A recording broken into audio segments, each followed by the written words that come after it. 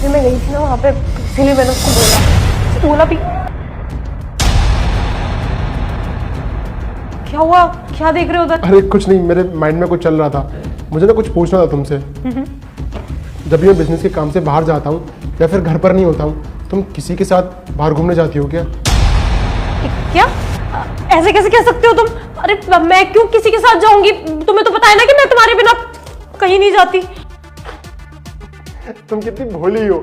अरे मजाक कर रहा था मैं, इतनी छोटी छोटी बातों को सीरियस ले लेती हो, पागल नहीं तो। मैं ना वॉशरूम वगैरह आ रहा हूँ, ठीक है तुम बैठो।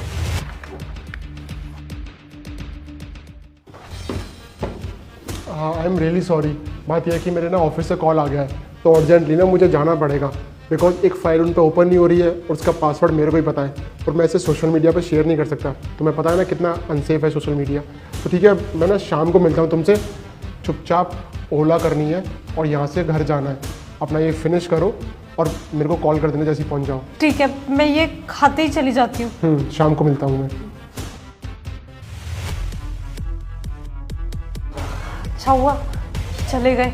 वैसे भी कितने अजीब से है, हर वक्त शक करते रहते हैं। मैं ना मार्टिन से कभी मिल भी नहीं पाती हूँ।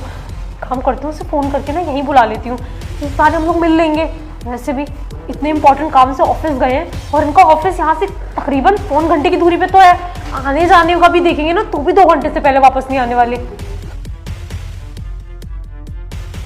हेलो सुनो, मैं ना भी पिज्ज़ा डिलाइट कैफे में हूँ, अपने हस्बैंड के साथ ही आई थी, बट वो ना किसी काम से चले गए और 2-3 घंटे से पहले तो कतई वापस नहीं आने वाले। तुम एक काम करो, तुम ना जल्दी से यहाँ पर आ जाओ, हम थोड़ी देर ना यहीं पे टाइम स्पेंड कर लेंगे। ठीक है, बाय। अच्छा हुआ तुम आ गए, मुझे तो बहुत टेंशन हो रही थी कि कहीं तुम्हें लेट ना हो जाओ और तुम्हारे आने से पहले ना मेरे पति का फोन ना आ जाए। क्या यार, पति पति पति उसका नाम लेके मेरा मूड खराब कर दिया। क्यों तू उसकी बातें करती रहती है मेरे सामने? सॉरी, वो काफी अजीब सा और शकी है, डर लगता है। छोड़ो, तुम बताओ तुम कैसे हो? मैं तो अच्छा हूँ, तू बता। अब प्लान करते हैं ना, किसी दिन चलते हैं घूमने के लिए। बिल्कुल, मेरा पति ना बहुत जल्दी एक बिजनेस ट्रिप से जाने वाला है, जैसे ही वो जाएगा ना हम बाहर घूमने चलेंगे। जब तेरा पति बिजनेस ट्रिप से चला जाएगा ना, तो मैं गोवा की 2 टिकटें बुक कर लूंगा, फिर चलेंगे घूमने के लिए। 2 क्यों भाई, 3 कर दियो, मैं भी चलूंगा साथ में। नवीन, तुम यहाँ क्या कर रहे हो? तुम तो ऑफिस के काम से गए थे ना, अभी तो आधा घंटा भी नहीं हुआ। वो सब झूठ था, क्योंकि मुझे ना तुम्हारा सच जानना था कि सच में तुम किसी से मिलती हो या फिर नहीं। और लो, मेरा शक ना सच निकला, तुम किसी और से प्यार करती हो। तुमने कभी बताया नहीं मुझे। अरे क्यों की मुझसे शादी, जब तुम किसी और से ही प्यार करती हो तो? क्योंकि मजबूर थी मैं। मम्मी पापा ने साफ मना कर दिया था कि वो इससे मेरी शादी नहीं करेंगे। हम लोगों ने बहुत मनाने की कोशिश की उन्हें, फिर लास्ट में उन्होंने धमकी दी कि अगर मैंने तुमसे शादी नहीं की तो वो मर जाएंगे। मैं वो सब होते हुए नहीं देखना चाहती थी, इसलिए मैंने उस शादी के लिए हाँ कर दिया।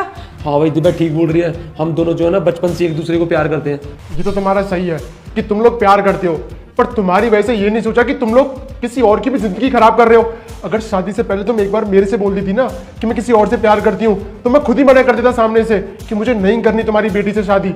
अरे तुम पे तो बात ही नहीं आती, पर तुमने ना झूठ का सहारा लिया और मेरी पूरी लाइफ बर्बाद कर दी। अगर ये बात किसी को पता चलेगी ना और बाहर जाएगी तो लोग क्या सोचेंगे?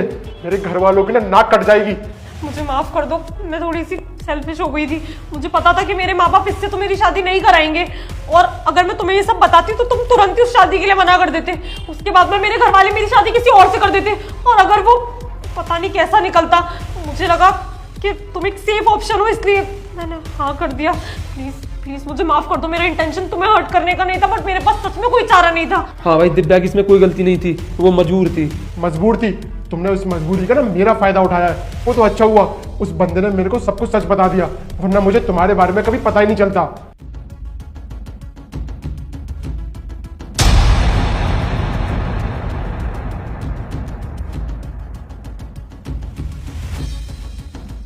शोभित, तेरा दिमाग खराब हो गया?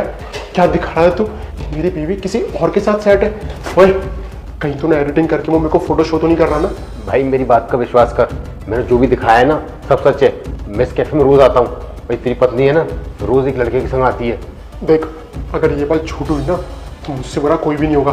मेरे बड़े भैया ना पुलिस में, 2 मिनट में अंदर करवा दूंगा तुझे। भाई मेरी बात का भरोसा कर। एक काम कर, अगर तुझे मेरे पर भरोसा नहीं है ना तो मैं तुझे एक आइडिया देता हूँ। जैसा जैसा मैं कहूँ तू वैसा वैसा करियो।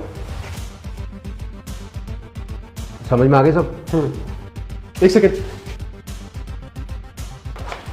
इस फोटो को ना मैं रखता हूँ, मेरे काम आएगा ये। ठीक है भाई।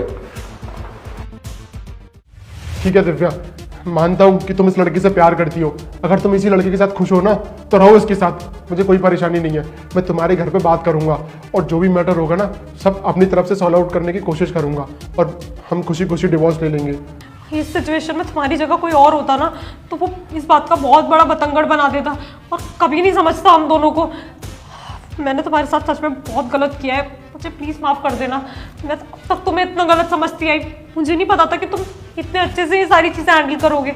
मैं हमेशा से स्टक इसलिए नहीं था क्योंकि मैं तुम्हारे ऊपर शक करता था, मैं बहुत ज़्यादा प्यार करता था। तुम कहीं गलत रास्ते पे ना चले जाओ, कहीं गलत जगह फंस ना जाओ, इसी वजह से तुम्हारी बहुत ज़्यादा परवाह करता था। कोई बात नहीं, अब जो होता है अच्छे के लिए होता है।